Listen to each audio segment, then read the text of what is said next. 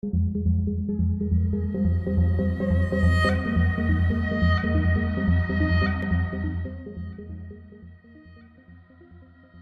try to start to play with modern crafting, CNCs that exist since a long time, but applied on wood and mixed with finishing by hand. So it's craft by hands and by machine and mixing the two.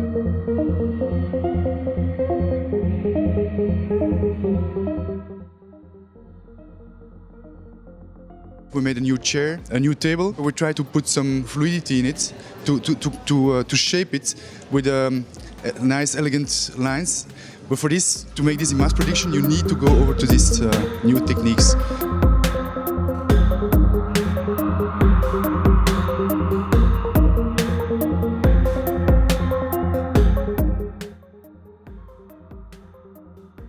You're making timeless design. It's not you that decide it, it's people that decide this.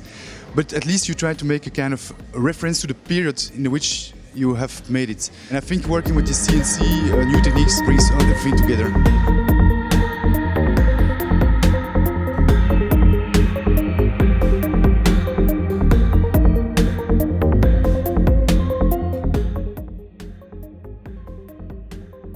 How do you make this market evolve? As it's a very old market and a table with 4 legs is a good table. Solid wood is often associated with heaviness and we try to give it some lightness. And I think that's the way Ethnicraft wants to go to.